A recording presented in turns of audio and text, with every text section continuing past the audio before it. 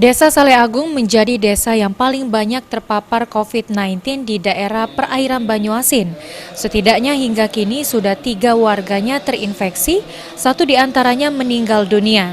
Agar wabah COVID-19 segera berakhir, warga desa melakukan doa bersama dengan protokol kesehatan. Doa bersama diinisiasi pemerintah desa yang diikuti oleh ulama dan tokoh masyarakat setempat. Di Masjid Nurul Iman, Alam Desa Saleh Agung, hanya sejumlah warga yang diizinkan mengikuti doa bersama di masjid untuk menghindari perkumpulan massa. Sementara warga yang lain melakukan doa bersama di rumah mereka masing-masing.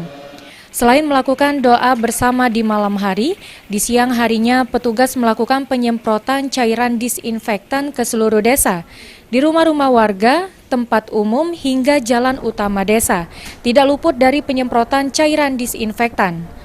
Dari data yang dilansir gugus tugas Kabupaten Banyuasin, tercatat penambahan kasus positif sebanyak 8 kasus hingga menjadi 24 kasus positif di Kabupaten Banyuasin. Berikut data yang dilansir gugus tugas Banyuasin per 15 Mei 2020.